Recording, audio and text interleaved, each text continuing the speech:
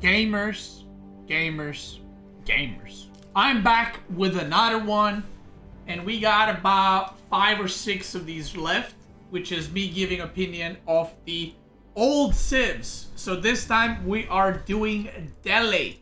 So Delhi is one of my favorite civs, for those who don't know. I pretty much always played Delhi in tournaments. I don't think it was ever a bad civ. There was time where Delhi was played on like hybrid maps, it was played on land maps, not really on camp maps, but any map that has a lot of open space where the opponent needs to go out on the map, Delhi was always good. Very good on Dry Arabia, very good on any map that has 3 sacred sites and is somewhat open. So I'm going to be talking about the weaknesses of Delhi, the strengths of Delhi, potential buffs or nerfs that I would do, and what the kind of the problem with Delhi is. Number one thing, Delhi is a bit weird and it feels a bit weird to play. The reason for that is the economy feels weird because you don't really need gold, but then your food eco, like you need it through the roof to produce your units. So Delhi is a civ that relies heavily on massing units in Feudal, capturing sacred sites, and then forcing your opponent either to fight or you're forcing them to like do something. Like they can't just let you get sacred sites because you're gonna win, right? It's all about mass producing units, getting upgrades, and then just kind of, because you don't have to pay for the upgrades, you put everything, all the resources you have into units. So you should, with Delhi, have more units than the other civs, at least in early to mid feudal. Where Delhi falls off is the longer the feudal game kind of goes. If some of the other civs can get more value or they catch up with the upgrades, you kind of fall off a bit, but nothing major. And as long as you have sacred sites, even if player goes for like 2 town center and technically has an advantage over you, you are also getting a lot of gold, which you can use your market to purchase food and wood, continue all-inning, or get to castle. So feudal Delhi is very, very strong. Their landmarks, I think, are both pretty good in feudal. Dome of Faith is used. Tower Victory is obviously used quite a bit. And one of the strongest civs in feudal. I would probably put it at a top 3 civ in feudal. I don't really know what a top 1 is, so like top 1, 2, 3, you know, whichever you want to pick it. Very, very strong. Tower Victory is very strong because their archers are really good with a 20% attack speed. Ghazi Raiders are super, super good. And one of the biggest strengths of Delhi is when you go for these kind of feudal pushes. Usually the weakness of those kinds of feudal committed pushes is if the opponent ages up and then makes armored units. So you know, if you're like Ottoman, let's say, and your opponent ages up and they make men-at-arms, you don't really have a way to kind of deal with men-at-arms from castle. But when you're playing Delhi, even if your opponent ages up to castle, there's no units that they can actually make to beat your units, even if you stay in feudal. Why is this? Well, Ghazi Raiders do bonus damage against heavy units, so even if the opponent had men-at-arms, you can simply kill them with Ghazi Raiders. Obviously not in equal amount numbers, but you should have way more units than your opponent. At the same time, if the opponent is going knights, Ghazi Raiders can kill knights too in castle because you will just have way more Ghazi Raiders compared to the knights. So that's kind of one really strong thing about Delhi and one of the biggest reasons why Delhi's played so much in tournaments. I've tried some 2TC Delhi. I think it's okay. It's probably good / viable in matchups where maybe you cannot fight in feudal. I've done 2TC Delhi against Jeanne d'Arc and I won the game. So you can do, you know, 2TC with Delhi against civs that you don't think you could necessarily pressure or you should avoid fighting them. But other than that, you kind of always want to just make units zug, get sacred sites and all that. Next thing is castle. Now, castle is where Delhi, I wouldn't say struggles, but it's very hard to transition out of this, like, I massed units and now I'm in castle, what do I do? So first of all, there's 2 landmarks. There's the Compounder Defender, which is the more popular one. The reason it's more popular is not necessarily because of the stone cost reduction.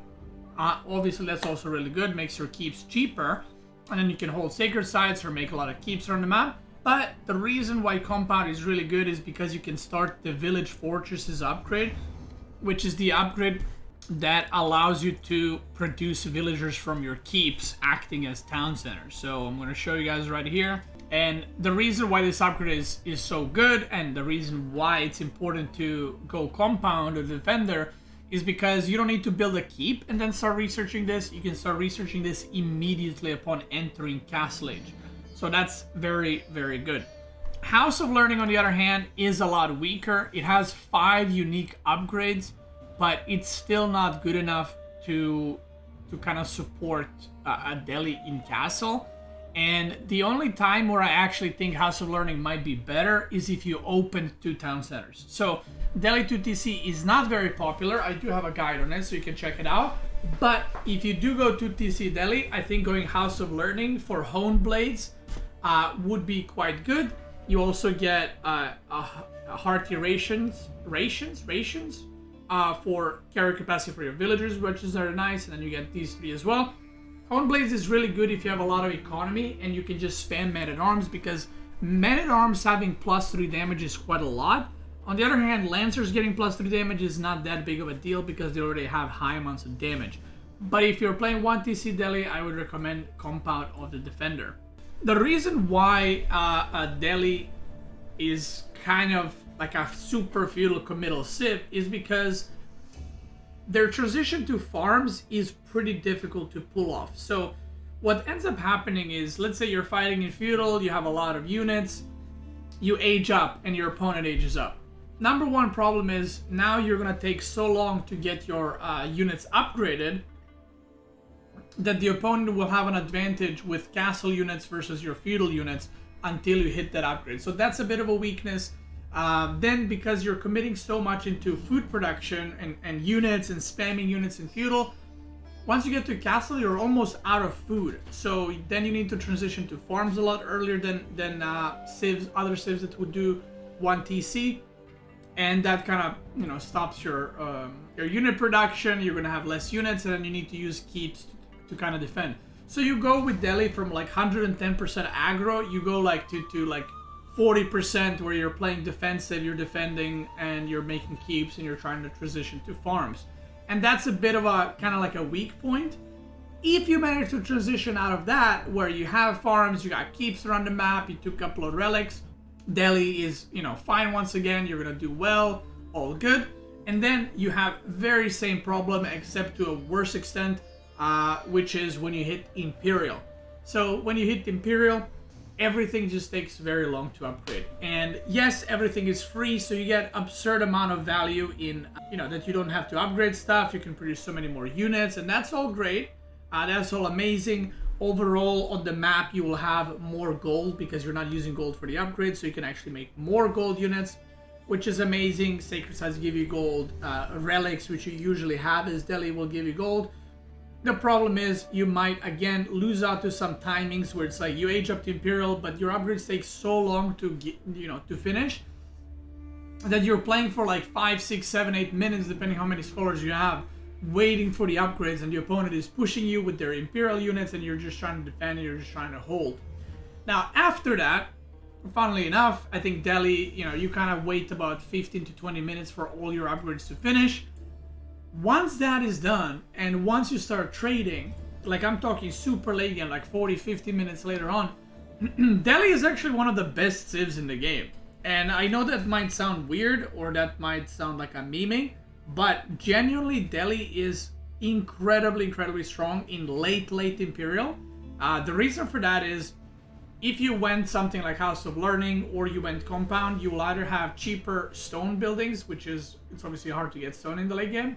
So you can actually go Wonder in the late game, in the super late Imperial.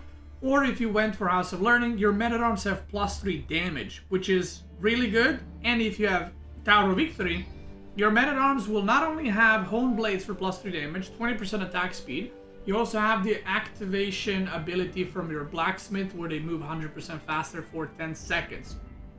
So their Men-at-Arms are really, really good. On top of that, because they have 20% attack speed on all their infantry with Tower of Victory, their hand cannoneers attack 20% faster, which is quite insane. It's quite good. So that makes them also really good. And last but not least, I know that a lot of people think that elephants are bad.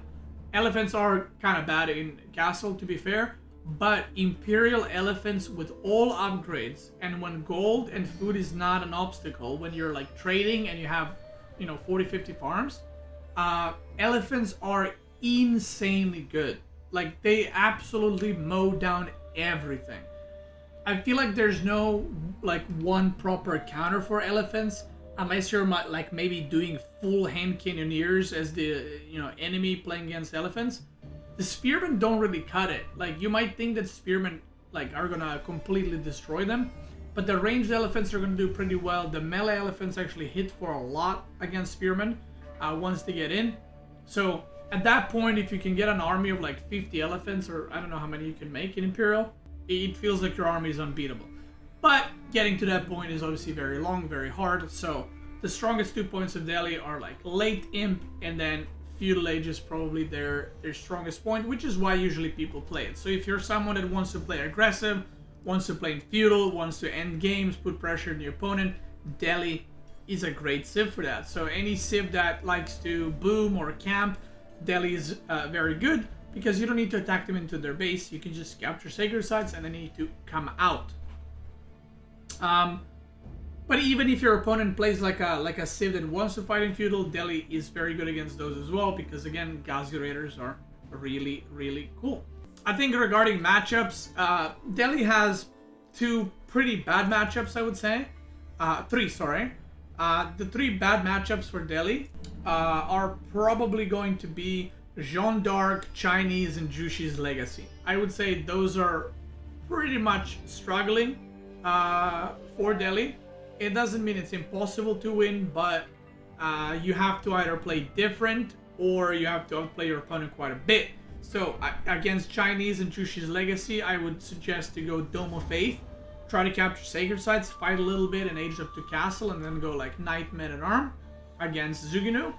And against Jeanne d'Arc, like I said, I had good success with 2 town centers against her to not feed her XP. If you're going like Mass Ghazi Raider, Spearman, Archer, and Feudal against Jeanne d'Arc, she will level up and she will beat your ass. So probably would advise against that. But Delhi does really good against some of the other civs. It does, I would say, pretty good against Ayubid, because Ayubid cannot mass produce units. English gets countered by Delhi pretty well. Malian gets countered by Delhi pretty well. I think Ottoman versus Delhi, it's pretty favored Delhi early on. And then other civs, it's like more or less equal. So this is why I think people play Delhi quite a bit in tournaments, and high-level players pick Delhi, is because on open maps, you don't really go for China or Jushi's Legacy. So it doesn't have a lot of counters. Last thing, what would I change and what would I buff? What would I nerf? Like, the biggest problem is just the age up, the upgrades for Delhi. And I think Delhi would be played a lot more as 2 town center civ if the upgrades were a bit faster on the units specifically. I'm not talking about blacksmith upgrades, I'm not talking about like, lumber upgrades or horticulture upgrades. I'm talking about veteran upgrades. I think if they were to get buffed slightly there, I think people would be open to playing Delhi as a normal civ and not just as a all-in feudal civ. Because I think that's probably the biggest weakness of Delhi.